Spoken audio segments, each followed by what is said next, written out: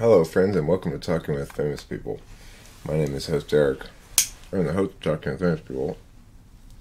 And I was having a live stream the other night. And who should appear in the live stream chat but Chad Crandall, who's somebody I respect a great deal. I'd say he's my second choice for my vice presidential running mate after Dave Chappelle. A smart guy, a TE user who I can see eye to eye with in general about policies and stuff.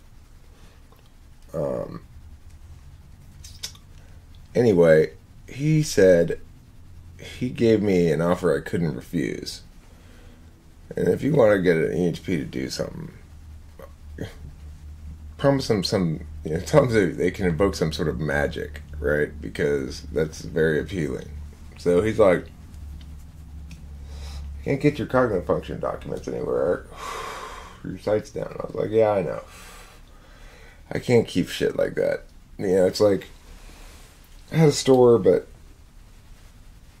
it cost $300 a year, and when it came time this year for that, I didn't really feel like I had the $300 to spend on that. I just, I had to update the card on record because we had lost a card and had to have it replaced. They didn't do it automatically, so then I just didn't do it. So that's why I have no more store. Anyway, what used to be available for sale in the store, and it used to be available for free download, some of these things too, but what used to be available for sale is this here, Exciting Tables and Words About Human Personality. If you look at this thing here in my blog, there's a link to Google Docs. I don't know why it's not linking properly. It doesn't link exactly. I don't know why it doesn't link. Maybe I should have to go back and edit it or something. Or you could just copy it, I guess. Yeah, you could just copy and paste it. I'm surprised it's not a link. Why doesn't it just automatically make it a link? Anyway, if you do that, it'll go to this document. And what you'll see in this document is this used to cost like $15 or whatever I charged for it, or $11 or something, I don't remember. But you'll see this has got everything before April 18th, 2018 that I thought was relevant, that I found, I didn't misplace or whatever. It's got a table of contents that tells you what's in it, so you can find stuff, right? And it's got 75 pages or something. It's pretty big book, really, for me. I mean, I actually have a novel that I wrote one time that was a lot longer. But I'm not God's gift to length, you might say. And you can see here, I don't know why I opened it over here, because you can see it over here where it's already opened and loaded.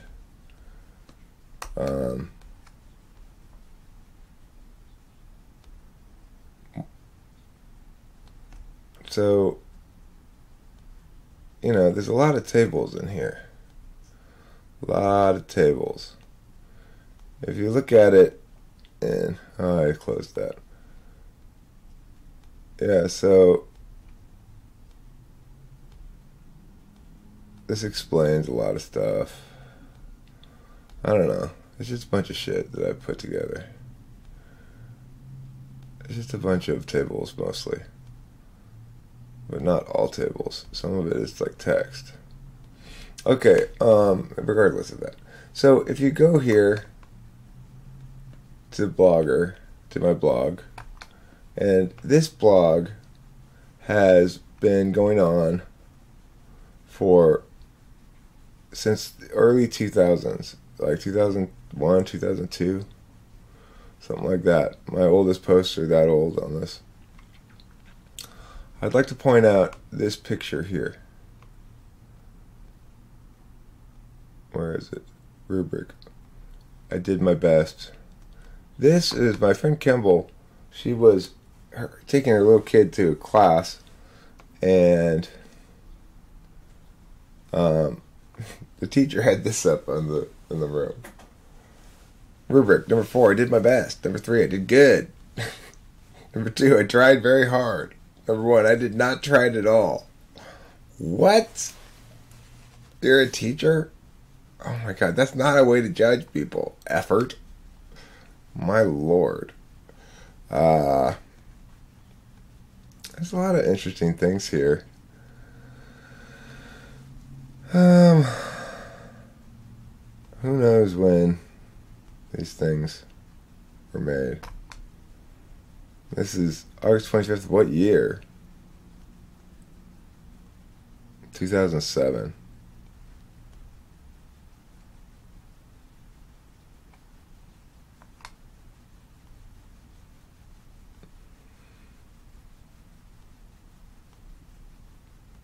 Is that the bottom?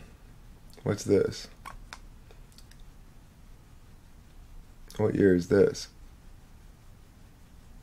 2005.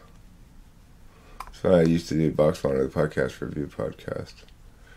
What's this? There's older stuff than this. I guess it's not in order of year. Let me see. Let me go up here and date.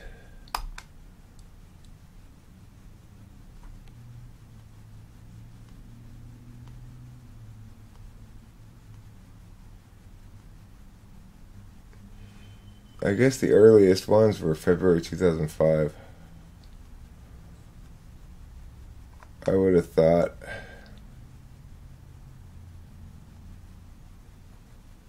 February 14th, 2005. We all need a big explanation. We really need this. I do anyway, and I bet I'm not alone. I feel like I'm always scrambling to get up to the top of information so I can look down and see how things are arranged and what the important questions are. But that's too hard for me to tackle. My brain's not good enough. I need a better one. But there's something that I think I am ready to tackle, and that is web authoring. We regular people who don't speak the language of code very fluently don't understand what and why and how to think about what we do. We just do it. I'm going to try to fix that.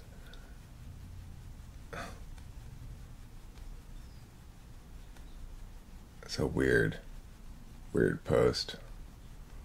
I think Windows troubleshooter, but hopefully less stupid. Oh, that sounds pretty dumb of you, Eric. The evil from which all other evils emerge is the desire to control other people. Keep a sharp eye out for it. It likes to decide itself as concern.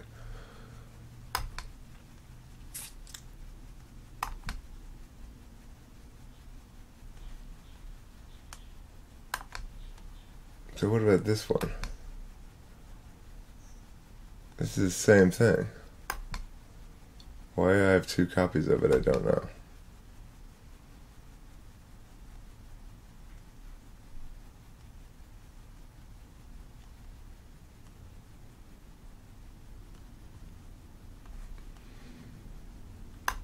Now notice that the pictures I put later on, so that I could use this thing. There'd always be a picture for everyone. So these pictures are not contemporaneous with the posts.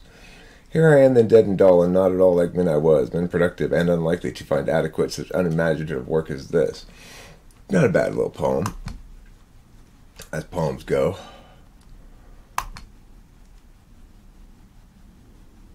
Hello, friendly eyes. I hope that friendly eyes will read these words, because unfriendly eyes might very well misread these words and make mismeaning from them. But I'm one who likes to go through life assuming that eyes mean text neutral at worst, provided no personal animosity between parties. And seeing as my life is pretty well free from personal animosity, I think it's fairly safe to say that most any eye here cast, at least by this point in the narrative, is no worse than neutral. And hopefully by the end of this final sentence, by way of the cumulative impact of the wry tone, most eyes will find themselves inclined towards friendliness. Not bad. Glib. You know, it's glib. I used to watch a lot of football, and I used to write a lot of sports writing. I don't really do that anymore very much. There's a lot of college football posts that I put on, like, private, that used to be up here that aren't. This is my first extended malaise, man. It's a deep I am. Possessed of an overwhelming need to stop and sit. Anytime I undertake a task, I can find no enthusiasm for any work. It's very frustrating. This is when I was kicking speed. I was kicking math. I felt no inclination to do anything for months. Don Knotts died.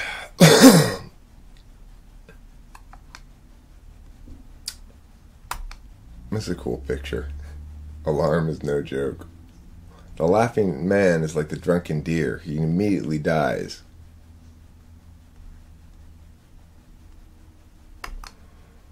What about this one? Another Chesterton quote. A fad or heresy is the exaltation of something which, even if true, is secondary or temporary in its nature against those things which are essential and eternal, those things which always prove themselves true in the long run. In short, it is the setting up of the mood against the mind. It's a great quote. Let's see. Probably avoid the tea, a poem. Firstly, danger smiled, next he yelled surprise. I mustn't seek again from him good cheer, nor doubt the wisdom of the mighty wise, whose words like tea are simple, sharp, and clear. Leaders speak again of risk that lies unseen and threatens me in future years. Alarm, come fight my urge to improvise. Wait, urge bloodlessly surrenders, it appears. For stasis then a self-made sacrifice, and reinforced now certainty blocks fear. To obviate a breach was worth the price. If doubt's walled out, then I'm walled safe in here. That's a pretty good poem. It's metrically sound. Oh, I can go. Oh, I see. I go like that, and it goes to the next thing.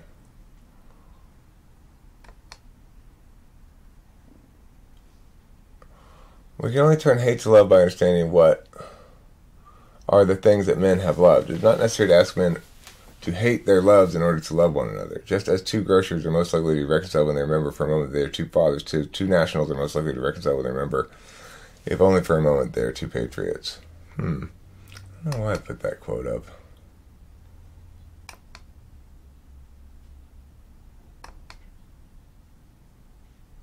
I'm going the wrong direction.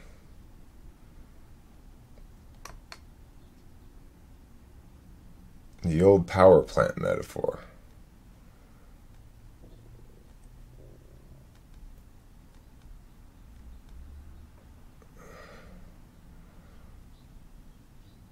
This is probably...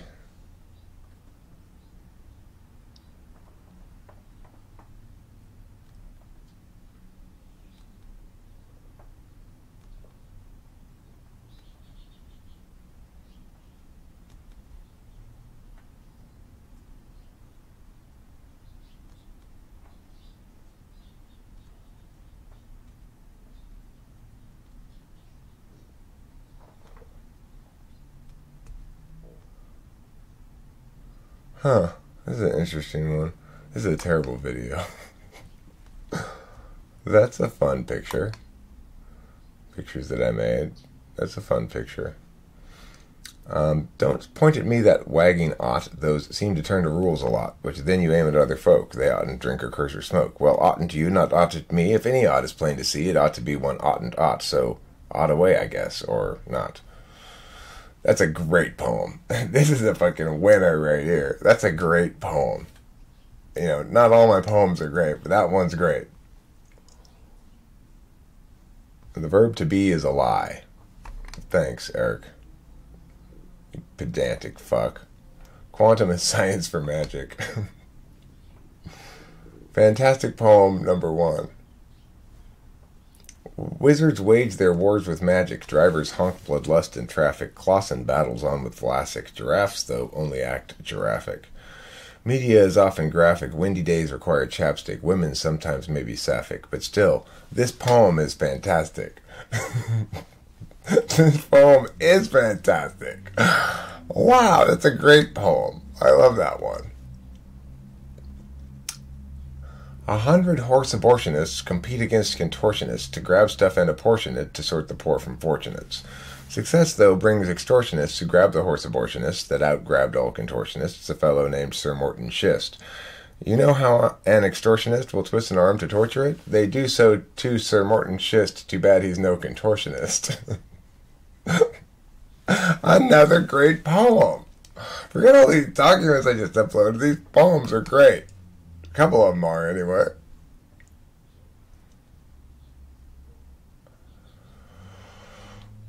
18th century quote here, let's see. But though it should happen that an author is capable of excelling, yet his merit may pass without notice, huddled in the variety of things and thrown into the general miscellany of life, he that endeavors after fame by writing solicits the regard of a multitude fluctuating in pleasures or immersed in business without time for intellectual amusements. He appeals to the judges prepossessed by the passions or corrupted by prejudices which preclude their approbation of any new performance. Some are too indolent to read anything till its reputation is established, others too envious to promote that fame which gives them pain and is by its increase. What is new is opposed because most are unwilling to be taught, and what is known is rejected because it is not sufficiently considered that men more frequently require to be reminded than informed. The learned are afraid to declare their opinion, lest they should put their reputation in hazard. The ignorant always imagine themselves giving some proof of delicacy when they refuse to be pleased, and he that finds a way to reputation through all these obstructions must acknowledge that he is indebted to other causes besides his industry, his learning, or his wit. Wow. That's a pretty good quote. It occurs to me that except regarding media, I'm definitely not a savvy person. I tend to be impulsive, or certainly not very careful, and I talk too much. To be savvy, one must be outcome-oriented. I'm more experience-oriented. I'd like to be a bit more savvy. This is before I ever encountered cognitive functions. I was learning to teach at the time. Sometimes I feel like I've run out of things to say. By this I mean I feel as though I've exhausted the fertility of insightful analysis. I must let that great ground lay fallow now while I attempt farming crops that produce emotion instead of thought. P.S. I'm blogging at work. Very mischievous of me. This is a great little paragraph. Text begins with a short sentence. The second is terse as well. Even a third can work if built of two phrases. A fourth shorty, if interrupted, isn't out of the question. But only the ill-informed, the self-indulgent, and those writing telegrams compel a fifth quick duck to quack its place in this line. And timing being everything, the prudent use that fifth sentence, or even better, the one just after it, to conclude the narrative. That's fucking slick. Yeah, that is slick. Slick AF. Oh, this is nice. I like this. And this, of course, is my poem about potatoes, but this is the original version of it, what it started out as. The courteous potato men politely sell potato skins as beards to wear upon the chins of every one with cash to spend. Potato beards distinguish one and also are a lot of fun, and when the wearing time is done, then one can chew his beard like gum. These chews. This third stanza left, and one can chew his beard like gum. Potato beards distinguish one and also are a lot of fun. Yeah. Ordinary people say obvious things. Well, Eric, see, the point of this was supposed to be like a little cognitive play on the stage in the reader's head. It's supposed to work so that the first response is, what an arrogant ass. Then the second response, and that ordinary people say obvious things is itself obvious, so he's not only arrogant, he's stupid because he's guilty of what he's criticizing. Then the third response, unless that's what he's meant to do, perhaps he's not criticizing ordinariness after all. And then the fourth response is, but then again, while the fact that ordinary people say obvious things is itself obvious, the statement ordinary people say obvious things is actually not an obvious thing to say. So then the last response is supposed to be, well, I guess that's kind of cool after all. It made me think about it a lot at any rate. But here's the problem. I'm not sure all three people who read my blog are responding like that to it at all. So I figured I'd toss in the explanation here. Well, that's pretty great, actually. That's pretty great. It's a little smug, but it's pretty great. Mayhem. This is a definition of mayhem. In case you didn't know, it's actually a crime of disfiguring or that kind of shit. This is Penal Code 7 reformatted as a poem. This is from the California legislature. Words used in the present tense include the future as well. Words used in the masculine gender include the feminine and neuter. The singular number includes the plural, and the plural is singular. And every mode of oral statement, under oath or affirmation, is embraced by the term testify. What a strange bit of legislation. This is back when I was an atheist.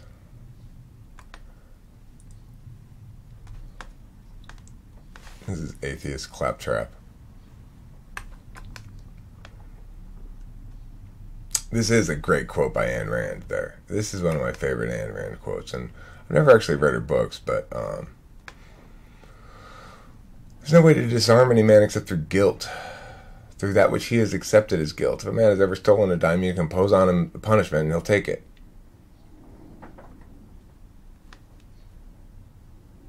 This may be why many drug users turn out to be losers, because society is so damn determined to convince them they're doing something wrong. Save society from me, I'm a man of clear conscience. Well, I'm happy to hear you say that, Eric.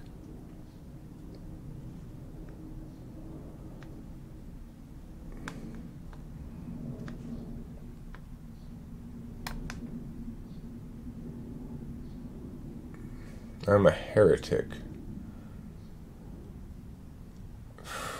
So this is for somebody named Freeman Dyson.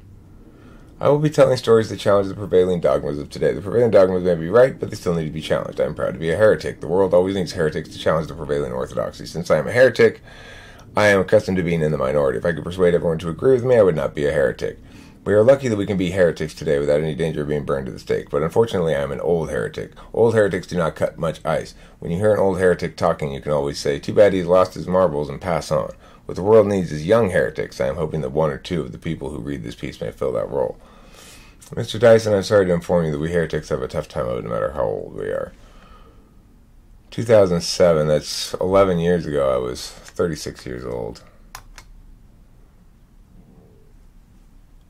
You have to be smart to sound smart, but if you sound smart, you're likely not as smart as you sound. A synthetic statement is propositionally meaningless if it is, in principle, neither falsifiable nor verifiable. Is that a statement that can be falsified or verified? I'm not trying to be cheeky, I want to know.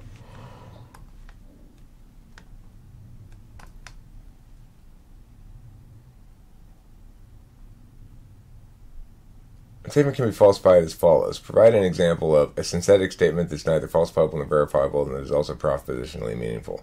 I don't know why it took me so long to realize that. I don't know either, Eric. I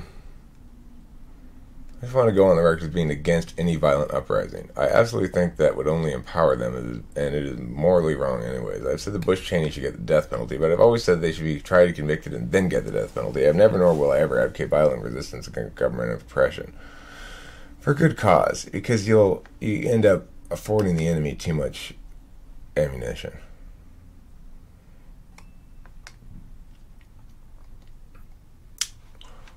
This is a cool picture.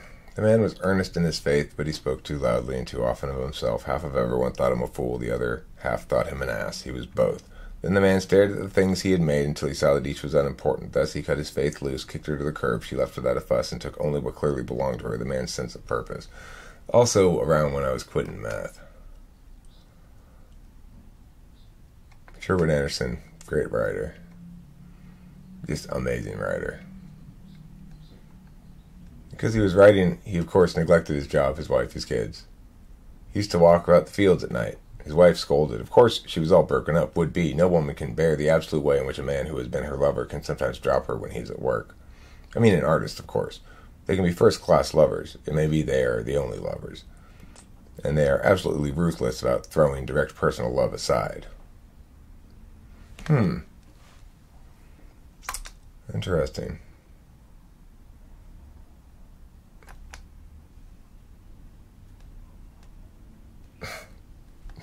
It's a great image. Right there, yeah, it says image on it. Michael Vick.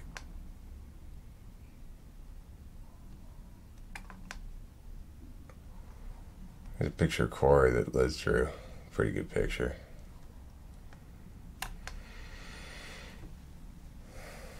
Back when we were playing, Liz was playing the drums, I was playing the guitar, Corey was playing the bass. There's Matt, in this instance, playing guitar. I was singing on this one. It's Matt, Corey, and Liz. Computer Door All the Way Live. I was in this band. It was a pretty great band. And it was college football. Like I said, I took most of those things down, most of the college football stuff, because it's old and not relevant and whatever. But 2007, Delilah was like 8 years old. Cereal straws. So the things I bought Delilah because she wanted them from the commercial.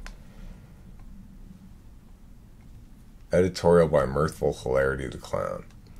I'm a clown, not a science guy. We clowns have other things to do besides numbers and beakers and lab coats, but I do know one science where we clowns outsmart old Mr. Bunsen Burner every time. We clowns are perpetual motion machines. Perpetual emotion machines, that is. Honk honk. See, the great part about being a clown is that you only have one emotion your whole life. I'm lucky. I'm a happy clown. I always have a big smile. Can you tell? Honk honk. Some of my clown friends always wear a big clown frown. Why? Because they are sad clowns. Honk honk. But even sad clowns, though they can't be happy about it, can be, well, something sad, I guess, about the fact that they are living, breathing, hilarious, perpetual emotion machines. Recently, a youngster wrote me and said, Mirthful Hilarity, you must have the greatest job ever. You get to smile all day, every day, no matter what. And you are always falling over and cramming into tiny cars and riding little tiny bicycles up loop-de-loops. Everywhere you go, people laugh and laugh at you. Sure, it sounds great, youngster, and don't get me wrong, I am happy for sure. You can tell by my huge smile. I only wish that sometimes I could fill up a bucket and pour water out of it instead of confetti. Boy, wouldn't those circus goers get a surprise then. It would also make watching my little car a lot easier. Finally, let me correct a common misconception. Being a clown isn't actually a job at all. It's a genetic disorder. Maybe we can get those scientists working on that problem, eh? Honk honk. I don't know. Sometimes you hear people talk about big ideas. I think, however, that all ideas are probably the same size. It's pretty funny. A picture Liz made of me, not out of me. More college football stuff.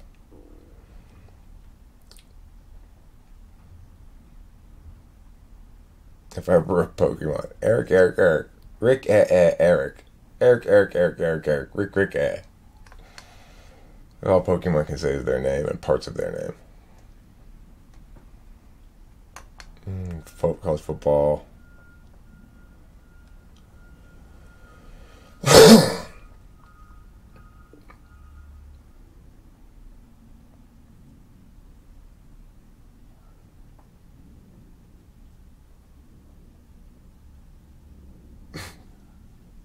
This is pretty funny. In arguing against an enumeration of rights, i.e. a Bill of Rights, Representative Theodore Sedgwick criticized the committee's inclusion of the right to assembly on the grounds that it is self-evident, unalienable right which the people possess. It is certainly a thing that would never be called into question. It is derogatory to the dignity of the House to descend to such minutiae. If the committee were governed by that general principle, they might have gone into a very lengthy enumeration of rights. They might have declared that a man should have the right to wear his hat if he pleased. Now to quote from Dimple City High School Code of Conduct, no hats! I say no hats within 1,000 yards of campus would be better. I mean, the way the current rule is phrased, somebody could very well walk right by the school with a hat on.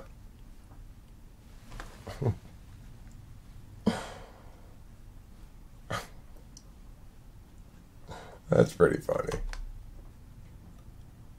Favorite books?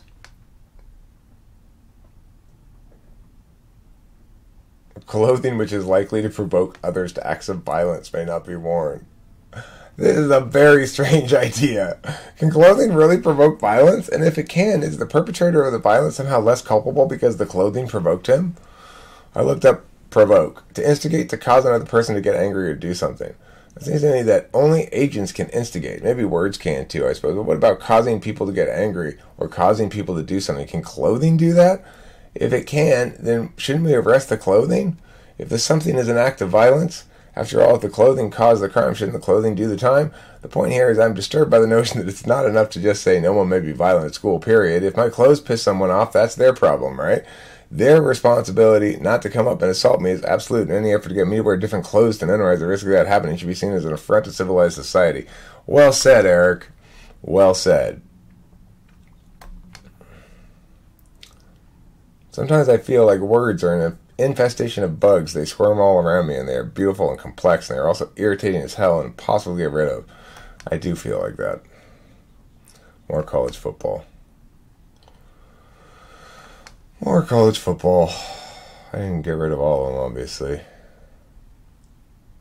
Relax responsibly. What in sweet heaven's name does that mean? It means don't get too loaded and do stupid shit. The question I have is, wouldn't we all respect the message more if it were expressed like that? Relax responsibly.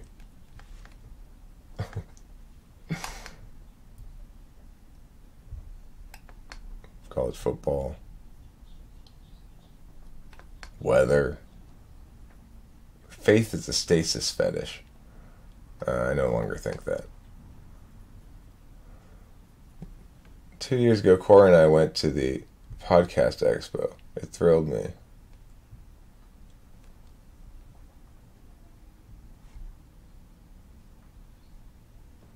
Went to the podcast expo back when I was doing Vox Monitor.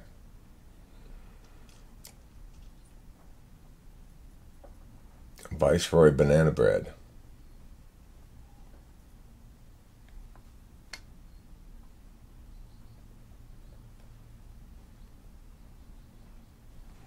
Back when I had Pop Goes Lethal website. Of course, it's long gone.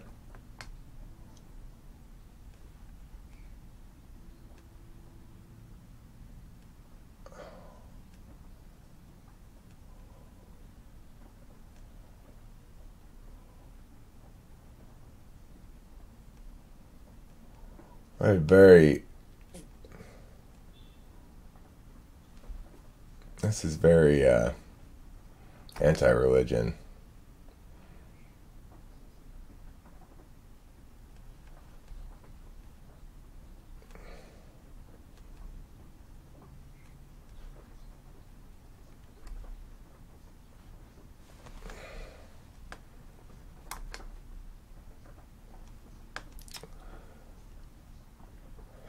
Colored text. I was excited about that. This is somebody whose shit I was into for a while, I guess.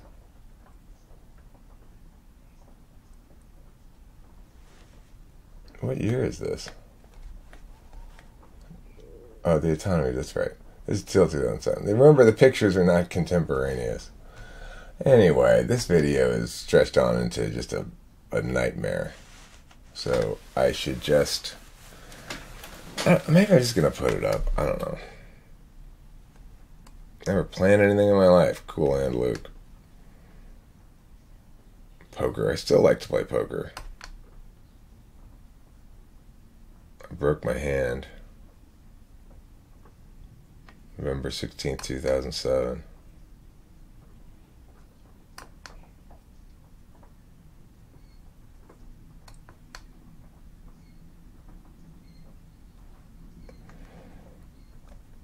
Broken. Tobacco's got to go. Yeah, good luck with that, Eric. Big raccoon.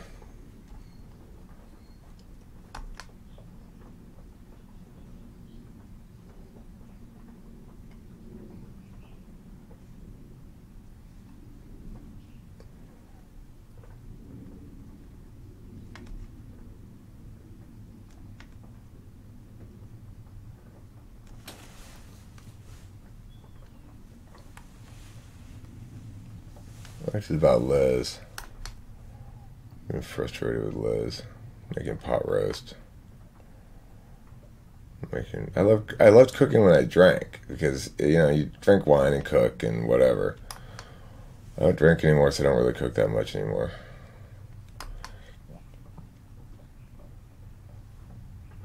I plan to kill a squirrel and eat it, which I never implemented. I sure do love Candace, huh? Well, not really. Stargate SG-1, I used to watch a lot of that show. I need to quit at this point. 2008, I wasn't doing any speed anymore, so I don't know what that's referring to.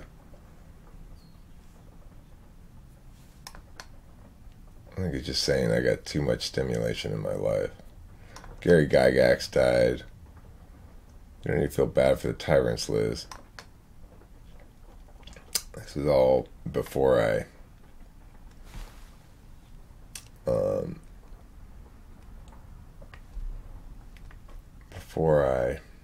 learned about MBTI stuff. Aimless musing. I miss my friend. That's talking about speed.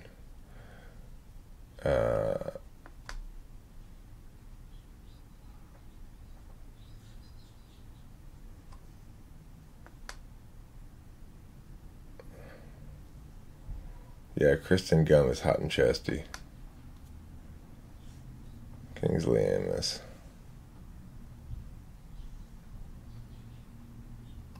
That's when I was on a serious TV period. SC. Football. Being busy. That's when I got a job at Rebay Academy and I started worrying about my students finding my shit. I don't worry about that stuff anymore. Nurse Joey, you're so beautiful. You stole my heart.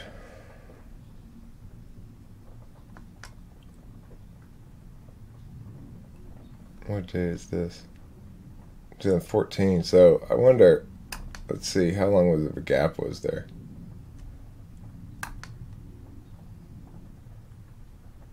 Two years. Yeah, so I mean, you can see I only posted intermittently onto this blog. Occasionally here and there. Time slide. What's time slide?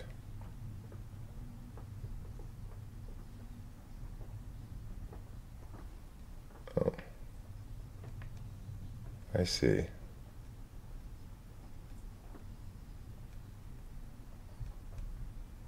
That's kind of useful.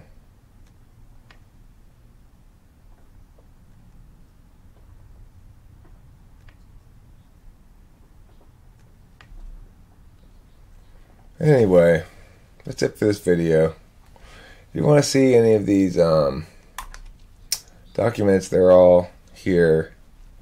And I'm going to get, as a consequence of putting these up here, according to Chad Crandall, I don't doubt it, I believe the truth of this wisdom, I'm going to get a favor from the TE gods. That's why I did this. That's why I put these things up here, to get that favor from the TE gods. So I'm going to begin doing slab cowboy work to manifest that TE favor from the TE gods in the best possible way. Anyway, that's about it for this video. I guess I'm just going to put it up, even though it's, I mean, what the fuck kind of a video is this, right? Me looking at my blog. I'm just going to put it up anyway because I don't want to do it over again. So, anyway, hopefully people don't hate me too much for the lack of editorial discretion. Thanks for watching. Don't forget to eat plenty of cheese.